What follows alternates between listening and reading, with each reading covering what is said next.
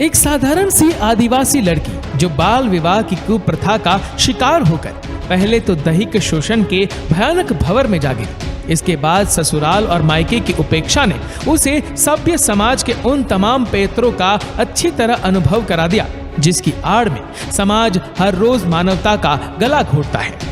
अपनी जिंदगी की कड़ी धूप में उसे छांव का एहसास शायद ही कभी हुआ हो। बिरादरी के दंभ ने उस पर इतने अत्याचार किए कि उस कड़ी धूप में उसके शरीर से पसीना नहीं बल्कि लहू बहा करता था, और जब उसकी सहन शक्ति जवाब देगी तो उसने भी बंदूक उठाकर रक्त की नदियां बहा दी। हम बात कर रहे हैं अपने समय की खतरनाक दस्यु सुंदरी फूलन देवी की। दोस्तों, बैंडिट क्वीन फूलन देवी के बारे में तो आपने बहुत सुना होगा, लेकिन क्या आपको ये मालूम है कि कैसे एक साधारण सी लड़की फूलन देवी बन गई और क्यों फूलन देवी ने 22 राजपूतों को एक लाइन में खड़ा करके उन सभी की हत्या कर दी। इतना ही नहीं, दिल दहला देने वाले सबसे बड़ा सवाल तो ये है कि किस तरह फूलन देवी के साथ 300 से भी ज्यादा बार बलात्कार किया गया। और ये सब तो कुछ भी नहीं, फूलन देवी की जिंदगी में ऐसा बहुत कुछ घटित हुआ है जिसके बारे में सुनकर आप हैरान रह जाएंगे। तो दोस्तों, आज हम जानेंगे कि कौन है फूलन देवी और क्या थी उसकी जिंदगी। कैसे एक आम सी लड़की खूंखार डाकू बनी और देश की संसद तक पहुंच गई। हमारे आज के वीडियो में आखिर तक बने रहेगा, क्योंकि आज हम लेकर आए हैं उसके जीवन के कुछ अनछुए पहलू।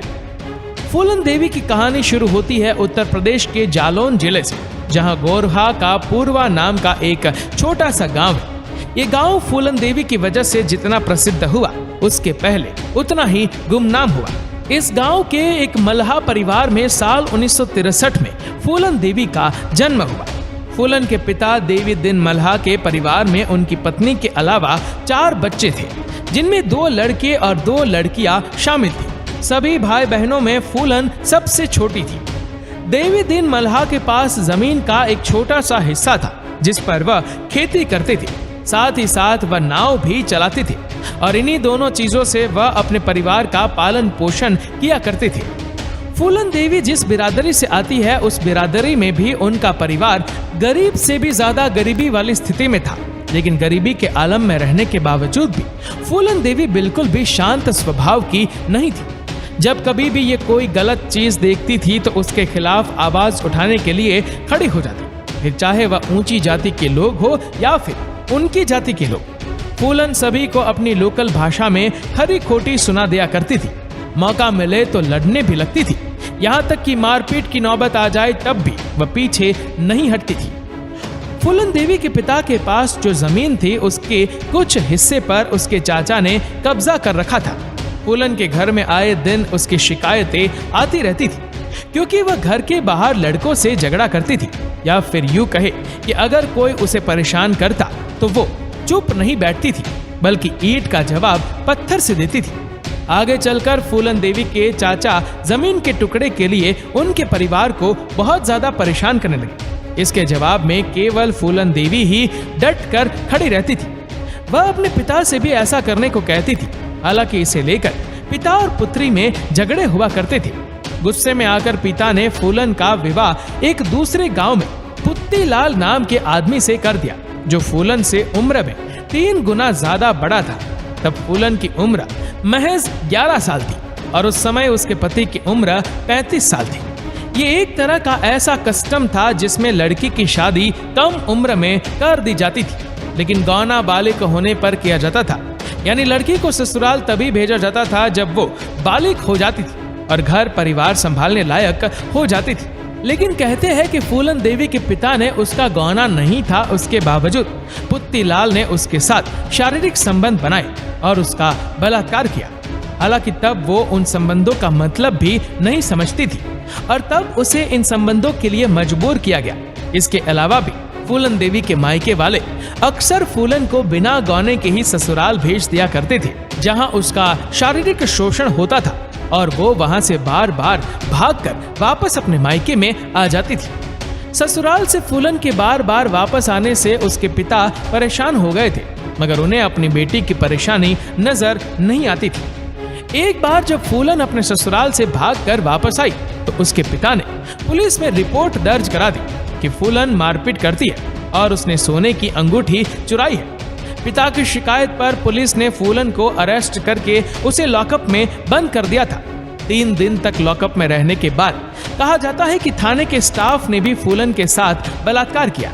जेल से वापस आने के बाद फूलन के पिता ने उसे ससुराल भेज दिया। वहां जाने पर पता चलता है कि उसके पति पुत्तीलाल ने दूसरी शादी कर ली है और उसके ससुराल वाले फिर से फूलन के साथ मारपीट करते हैं। इसके बाद फूलन को सारे सामान के साथ उसके मायके भेज देते हैं और अब फूलन ससुराल से भी लगभग अलग हो चुकी थी। फूलन के पिता भी उसका साथ नहीं दे रहे थे। अपने घर परिवार का ऐसा व्यवहार और पुलिस थाने में जो कुछ फूलन के साथ हुआ, इन तमाम बातों ने उसे भीतर से बागी बना दिया। इसके बाद फूलन का संपर्क कुछ ऐसे अनजान अजनबी लोगों के साथ हुआ जिन्होंने उसे एक अलग ही रास्ते पर चलने के लिए मजबूर कर दिया। फूलन के संपर्क में आए ये लोग मल्लाह जाति से ही थे, मगर चंबल के भेड़ों में सक्रिय डाकू के संपर्क में थे और उनके लिए काम किया करते थे। एक दिन अचानक फूलन गायब हो गए और चंबल के भेड़ों में पहुंच गए। चंबल के भेड़ों ने फूलन देवी को बाबू गोजर गैंग में पहुंचा दिया। इस गैंग में बाबू गोजर के बाद विक्रम मल्लाह का नंबर आता है।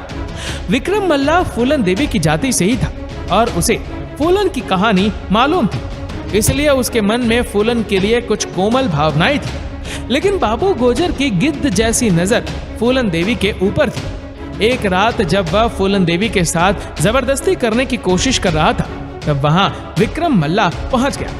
फिर उन दोनों के बीच झगड़ा हुआ और फाइनली विक्रम मल्लाह ने बाबू गोजर को जान से मार दिया। हालांकि विक्रम मल्लाह पहले से शादीशुदा था, लेकिन इस गैंग में अब वही लीडर था और फूलन उसके साथ थी। दोनों के प्यार के चर्चे मशहूर होने लगे। विक्रम मल्लाह ने फूलन देवी को राइफल चलाना सिखाया। एक डाकू क्या होता है, उसकी जिंदगी क्या होती है, उसके चैलेंजेस क्या होते हैं, कैसे सरवाइव करते हैं, ये सारी बातें फूलन को विक्रम मल्लाह ने सिखाई। इसके बाद वह लोग छोटी मोटी किडनैपिंग, रोड रॉबरी जैसे काम करके पैसे कमाते थे और इसी तरीके से अपनी जिंदगी गुजारते थे। एक दिन फूलन देवी विक्रम मल्लाह और अपनी गैंग के साथ अपने ससुराल यानी कि पुत्तीलाल के घर पहुंचती है। वो अपने पति को गांव के चौराहे पर लाकर बुरी तरह मारती है और उसे अधमरा करके छोड़ देती है।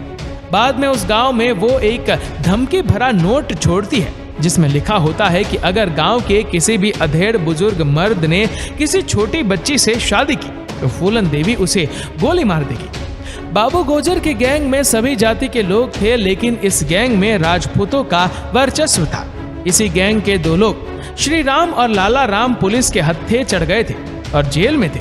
जब वो जेल से छूटकर आए तो उन्हें ये पता चला कि विक्रम मल्लाह ने फूलन देवी के चक्कर में सरदार को गोली मारकर उसकी हत्या कर दी है। इस बात का बदला लेने के लिए इन दोनों ने गैंग में जाति के आधार पर दरार डाल दी। फाइनली राजपूत जाति के ज्यादातर लोग एक तरफ हो गए। गैंग में मल्लाह जाति के लोग कम थे और उन लोगों ने विक्रम मल्लाह का साथ दिया। इसके बाद दोनों ग्रुपों के बीच जबरदस्त लड़ाई हुई। उस लड़ाई में विक्रम मल्लाह मारा गया।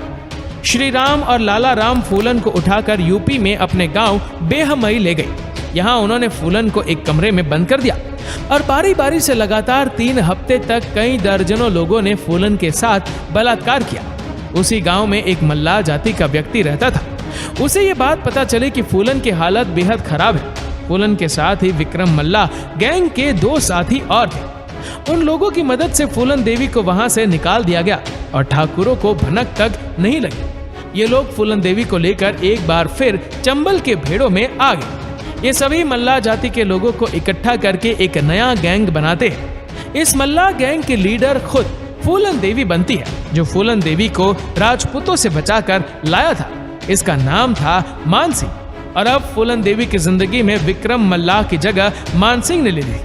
ये लोग छोटी मोटी रॉबरी करते थे, लेकिन फूलन देवी ऊंची जाति के लोगों को ज्यादा टारगेट किया करती थी।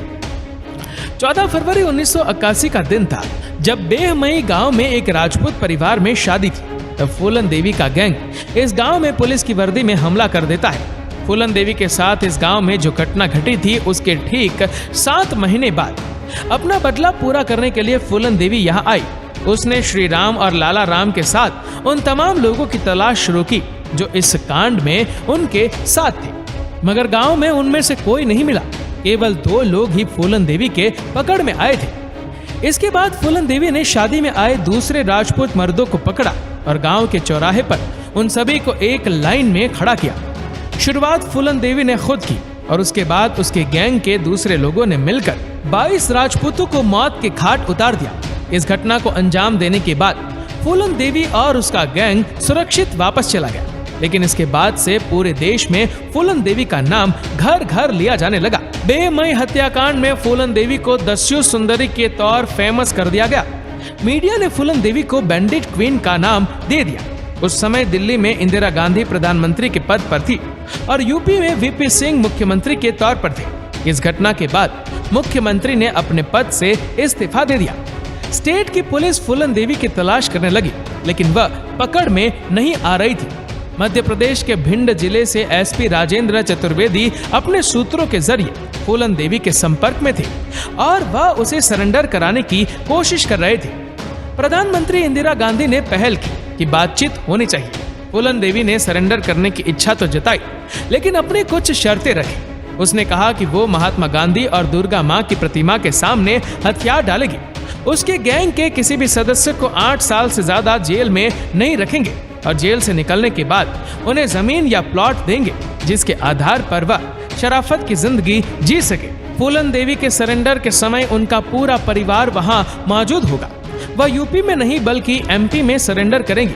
ऐसी शर्तों के साथ बात सरकार तक पहुंची। सरकार मान गई और फरवरी 1982 को फूलन देवी ने अपने पूरे गैंग के साथ भिंड जिले में सरेंडर कर दिया। इसके बाद फूलन देवी को जेल ले जाएगा।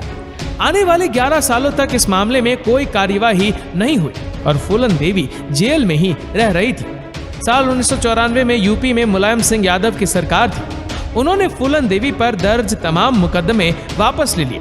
कुल 48 मुकदमों को वापस लेने के बाद फूलन देवी एक आजाद नागरिक की तरह रहने लगी। इस दौरान फूलन देवी की जिंदगी पर एक फिल्म भी बनी, जिसे बैंडिट क्वीन नाम दिया गया। शेखर कपूर की बनाई गई ये फिल्म काफी हिट हुई, लेकिन इस फिल्म को बनाने से पहले फूलन देवी को पूछा भी नहीं गया था।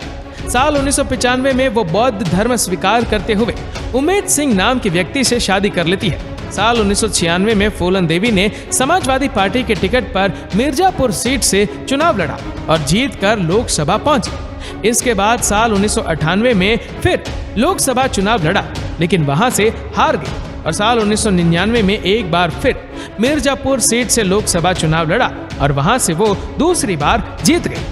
25 जुलाई 2001 को दिल्ली स्थित सरकारी आवास के सामने फूलन देवी को गोली मारकर उसकी हत्या कर दी गई। इस घटना के 2 दिन बाद आरोपी शेर सिंह राणा ने देहरादून में पुलिस के सामने आत्मसमर्पण कर दिया, यानी कि अपना गुनाह स्वीकार कर लिया। इस हत्या को अंजाम देने का जो कारण सामने आया वो बेहद चौंका देने वाला था।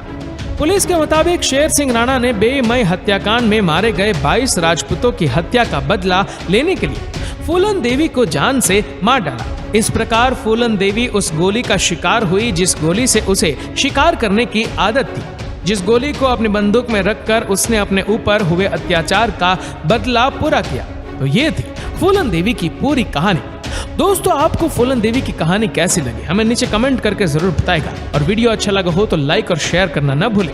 ऐसे ही और फैक्ट वीडियो को देखने के लिए फॉलो करें हमारे पेज को और सब्सक्राइब करें हमारे यूट्यूब चैनल को, जिसकी लिंक हमने नीचे कमेंट सेक्शन में दी है। धन्यवाद।